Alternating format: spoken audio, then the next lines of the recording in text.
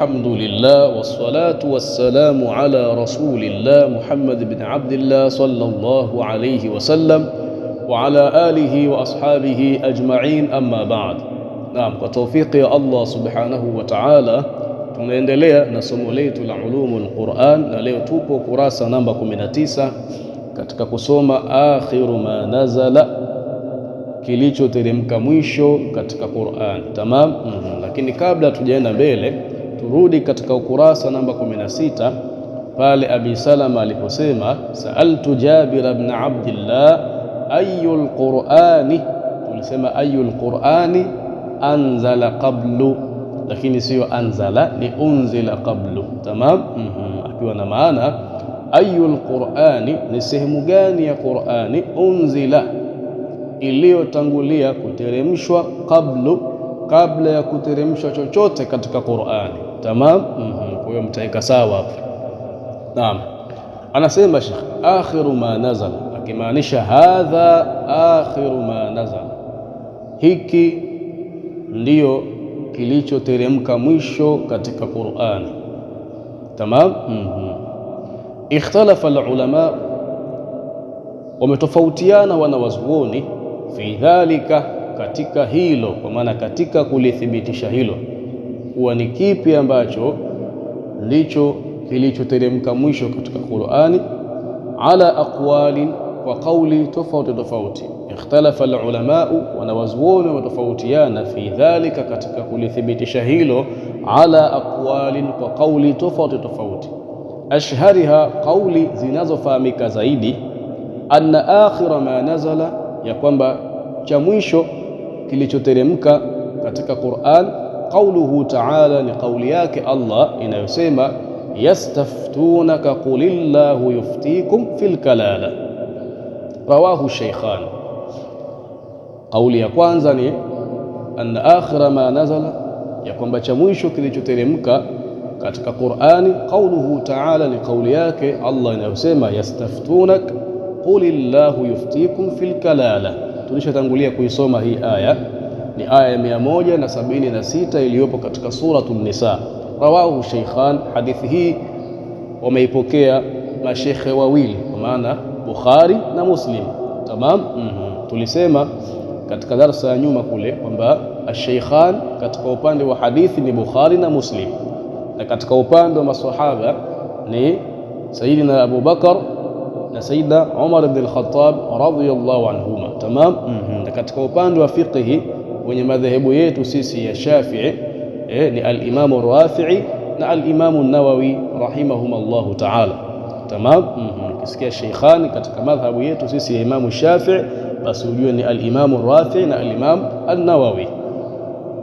Kwa hiyo hii ni hadithi inayosema kwamba kilichoteremka mwisho katika Qur'ani ni hii aya ya 176 iliyopo katika suratu An-Nisa, na hadithi hii ni sahihi na amepokea Imam Bukhari na Imam Muslim.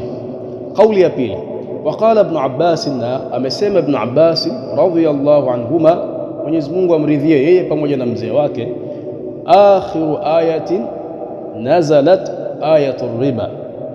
Ibn Abbas amesema akhiru ayatin, aya ya mwisho, nazalat, iliyoteremka, ayatul riba, ni aya ya riba. Rawahu al-Bukhari, hadithi hii ameipokea Imam Bukhari.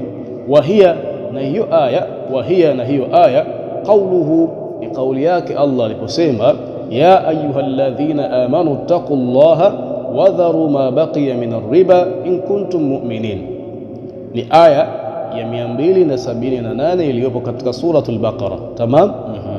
Waqala aidan, maana waqala Ibn Abbas aidan, waqala aidan, maana waqala Ibn Abbas aidan, na akasema tena Ibn Abbas, waqala Ibn Abbas aidan, na akasema tena Ibn Abbas, akhiru ayatin nazalat, aya ya mwisho kuteremka, akhiru ayatin nazalat, aya ya mwisho kuteremka, wattaqu yawman turja'una fihi ila Allah.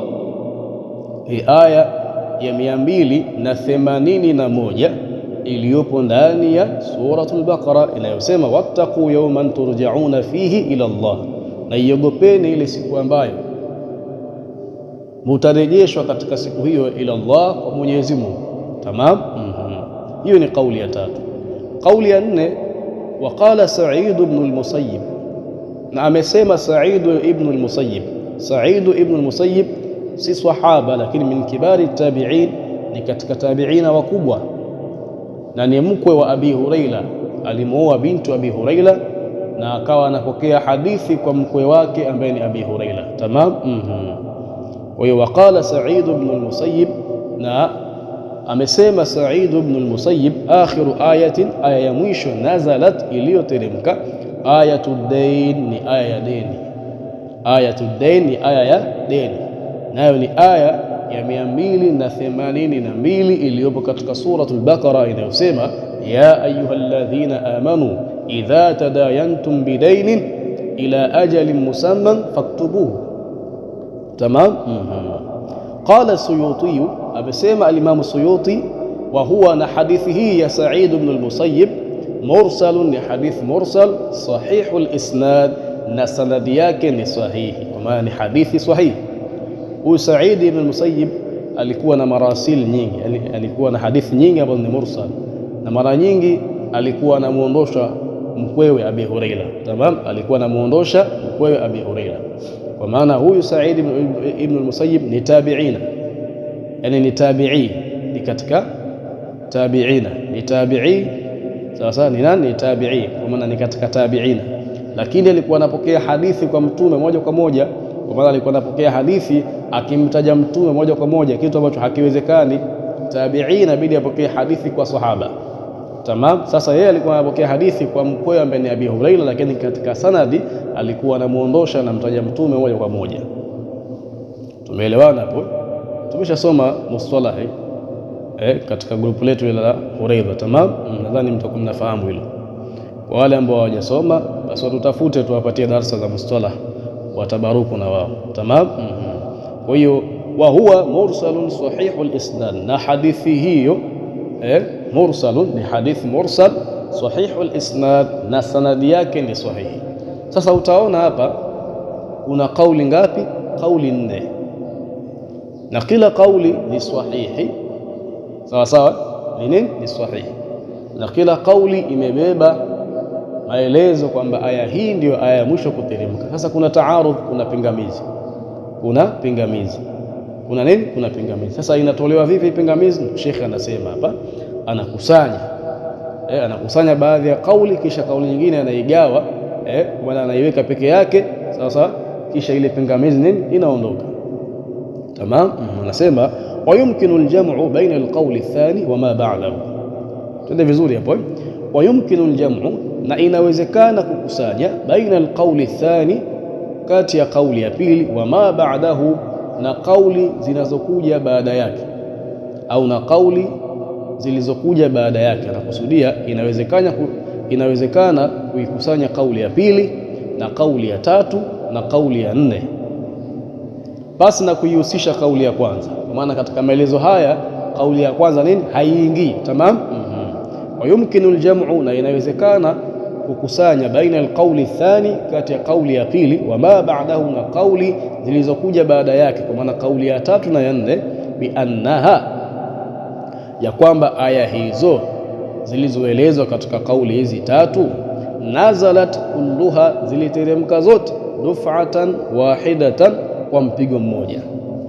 Bi annaha, kwamba hizo aya zilizokusanywa katika kauli hizi tatu, kauli ya pili, ya tatu na ya 4, nazalat, ziliteremka, kulluha, zote, duf'atan wahidatan, kwa mpigo mmoja, kwa maana ziliteremka kwa pamoja. Katartibiha fil mashafi, kama zilivyopangiliwa katika msahafu. Katartibiha fil mashafi, kama zilivyopangiliwa katika msahafu. Tamam. Zilivyopangiliwa kivipi? Aya iliyopo katika kauli ya pili ni aya ya 278 iliyopo ndani ya suratul Baqara. Tamam. Na aya inayofuatia ambayo ipo katika kauli ya tatu ni aya ya 281 iliyopo ndani ya suratul Baqara, na aya iliyozungumziwa katika kauli ya 4 ambayo tumeisoma sawa ni aya ya 282 iliyopo ndani ya suratul Baqara. Kwa hiyo utaona aya hizi zimepangana.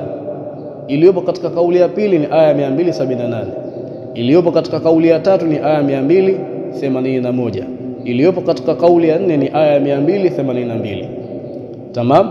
Kwa hiyo tunakusanya vipi? Tunakusanya kwamba hizi aya zilizopo katika kauli ya pili, ya tatu na ya 4 ziliteremka zote kwa pamoja kama namna zilivyopangiliwa ndani ya msahafu.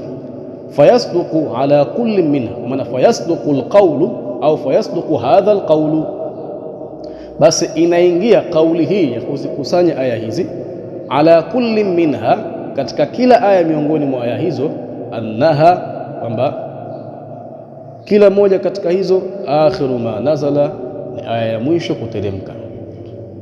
Fayasduq, sadaqa yasduq, katika upande wa mantiki ni kitu kuingia katika kitu fulani. Tamam. Mfano nikisema al-insanu yasduqu zaidun, katika kauli hii anaingia zaidi. Wa tasduqu zainabun, na katika kauli hii anaingia zainabun. Wa yasduqu amrun, na katika kauli hii anaingia amrun. Wa tasduqu fatimatun, na katika kauli hii pia anaingia Fatima. Kwa sababu gani? Al-insanu si mwanadamu na hawa wote ni wanadamu. Kwa hiyo sadaqa yasduqu katika upande wa mantiki ni kitu kuingia katika kitu fulani.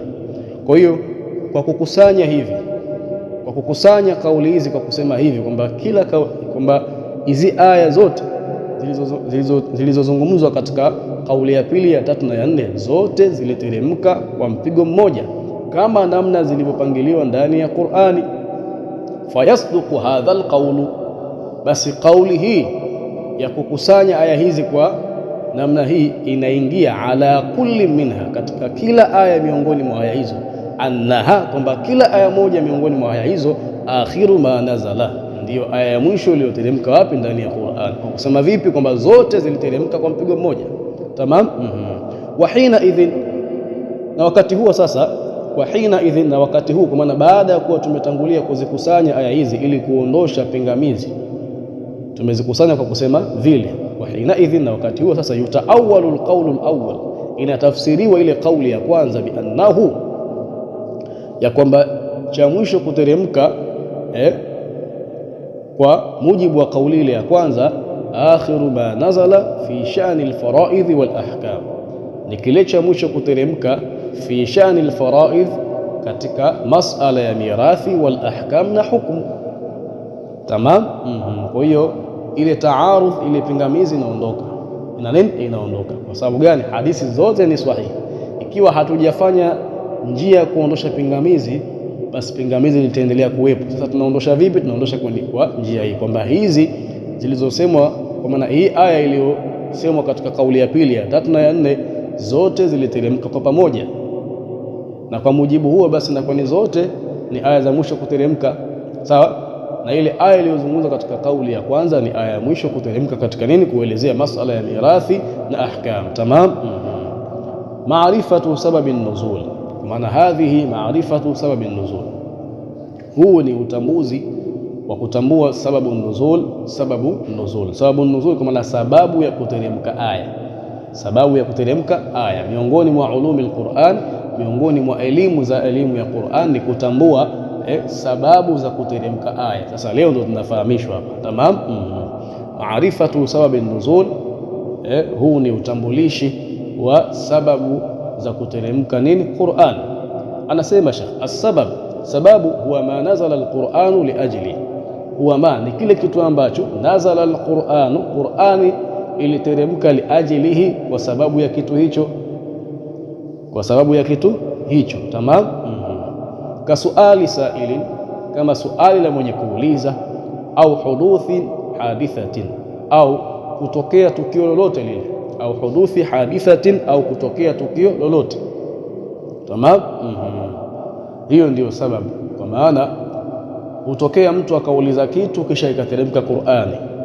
Kule kuuliza kwa yule mtu ndio ikawa nini? Sababu ya kuteremshwa ile Qur'an. Tamam. Lakini pia hutokea likatokea tukio lolote lile, kama masala ya hadithul ifki aliposingiziwa na Aisha kufanya uchafu, sawa, ikateremka Qur'an. Sawa. Mfumo hapo. Kwa hiyo au huduthi hadithatin, au kutokea tukio lolote hilo. Tamam. Kwa hiyo huenda aliuliza mtu swali la kuuliza, ikateremka nini? Qur'ani. lile swali lake ikawa ndio sababu ya kuteremka Qur'an, lakini pia huenda lilitokea tukio na ile tukio kutokea ikateremshwa Qur'ani, na ile tukio ndio inakuwa nini? Ni sababu ya kuteremshwa Qur'an. Tamam. Kwa hiyo tutasoma sababu nuzul, sababu ya kuteremka aya. Thumma i'lam, kisha tambua, thumma kisha i'lam, tambua anna nuzul al-Qur'ani ala qismain, kwamba kuteremka kwa Qur'an ala qismaini, kumegawanyika katika vigawanyo viwili. Qismun, kigawanyo cha kwanza, nazala ibtidaan, iliteremka Qur'ani ibtidaan, pasina sababu yoyote. Qismun, kigawanyo cha kwanza, nazala, kwa maana nazala al-Qur'anu ibtidaan, iliteremka Qur'ani ibtidaan, pasina sababu yoyote, kwa maana kuna aya ziliteremka pasi na kutanguliwa na sababu yoyote. Wa qismun, na kigawanyo cha pili, nazala, iliteremka Qur'an aqiba waqi'atin au su'alin, aqiba, baada, waqi'atin, ya kutokea tukio fulani, au su'alin, au baada ya kuulizwa suali fulani. Tamam. Aqiba bimaana baada. Tamam. Waqad tatabba'a al-ulama, na walifuatilia wanawazuoni, al-qisma athaniya, hichi kigawanyo cha pili.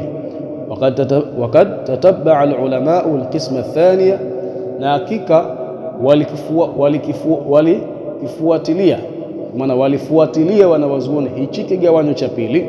Wasannafu fihi kutuban makhsusatan, na wakatunga fihi, katika hiki kigawanyo cha pili, kutuban makhsusatan, vitabu maalum. Kwa maana wanawazuoni walifuatilia zile aya zilizoteremka baada ya kutokea tukio fulani au baada ya kuulizwa suali fulani, sawa sawa, na baada ya kufuatilia wakapata mapokezi, na walivyopata mapokezi wakaandika vitabu maalum vyenye kuelezea sababu nuzul, sababu za kuteremka Qur'an. Tamam. Bayanu fiha al-ayat, bayanu, wakabainisha, fiha, katika hivyo vitabu walivyovitunga, al-ayati allati, aya ambazo, nazalat, ziliteremka, bisababin, kwa sababu fulani. Wabayanu dhalika sababa, na wakaibainisha sababu hiyo. Wajtahadu fihi ijtihadan balighan, na wakajitahidi fihi, katika kufanya hilo, kwa maana katika nini? Kusanya zile sababu nuzul na kuziandika katika vitabu maalum, ijtihadan balighan, kwa ijtihada ya juu, kwa juhudi ya juu. Tamam. Wajtahadu fihi ijtihadan balighan, na wakajitahidi katika kuzikusanya hizo sababu nuzul na kuzitungia vitabu ijtihadan baligh, kwa jitihada ya juu. Wa ashharu muallafin fi hadha almawdhu', na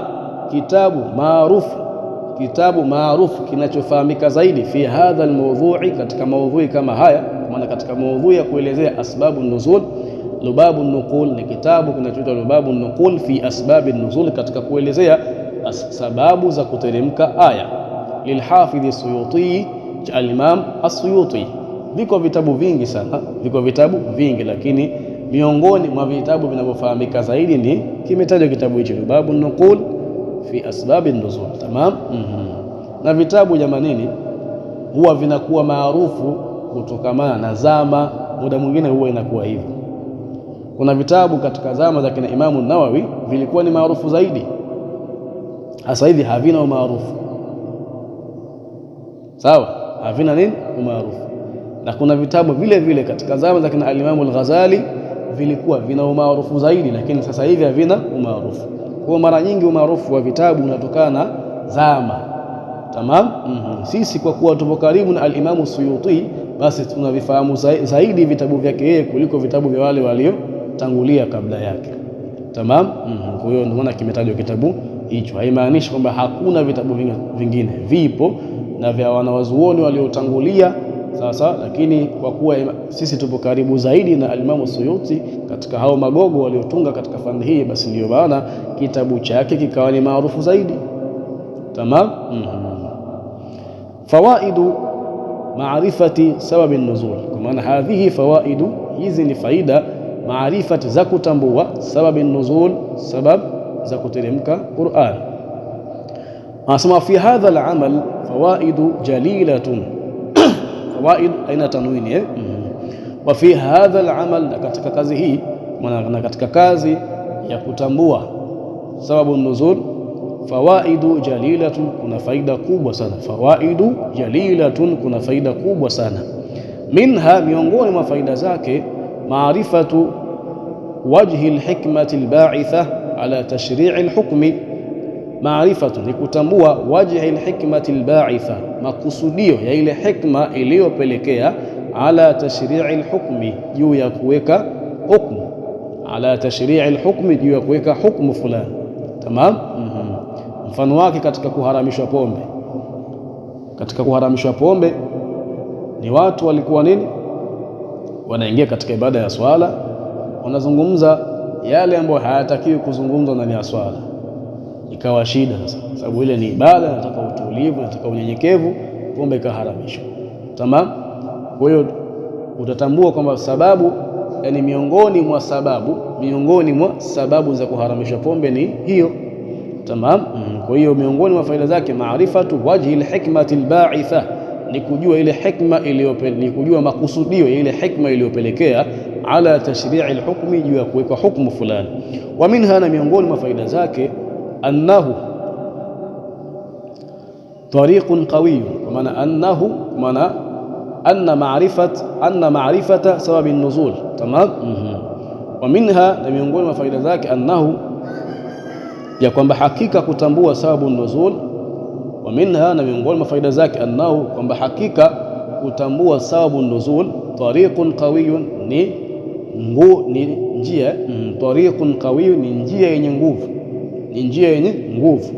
Annahu, kwamba kutambua sababu nuzul, tariqun qawiyyun, ni njia yenye nguvu, fi fahmi maani alquran, inayomwezesha mtu kufahamu maana za Qur'an.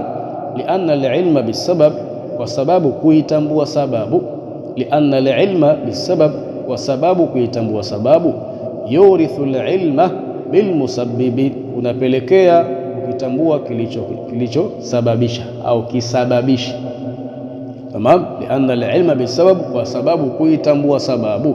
Yurithu alilma bilmusabbibi, unapelekea kukifahamu kisababishi, Tamam. Na mtu anapojua sababu kisha akajua kisababishi, anakuwa katika ufahamu uliotimia, yakunu ala fahmin tammin. Sasa anakuwa katika ufahamu uliotimia. Mathalan, kimetokea kifo, sawa, mtu kafa kwa sababu ya kunywa maji. Jamani, mtu anakufa kwa sababu ya kunywa maji. Hebu tuangalie kilichosababisha maji haya kumuua mtu huyu ni nini. Kinapofahamika kitu hicho, watu wanakuwa katika ufahamu uliokamilika na wanaweza nini, kujikinga na hilo. Kwa hiyo miongoni mwa sababu zake, miongoni mwa faida za kutambua asbabu nuzul, sababu za kuteremka aya, ni njia yenye nguvu inayompelekea mtu kufahamu maana za Qur'an. Kwa sababu gani? Kwa sababu kuitambua sababu ni kitu kinachopelekea kutambua kisababishi, na mtu anapokuwa anatambua sababu na kisababishi, anakuwa yupo katika ufahamu uliokamilika na anakuwa hana shaka. Wa ila huna ntahi. Alkamalu lillah wal ismatu lil anbiya wan naqsu lana wa hadha. Assalamu alaykum wa rahmatullahi wa barakatuh wal afwa minkum.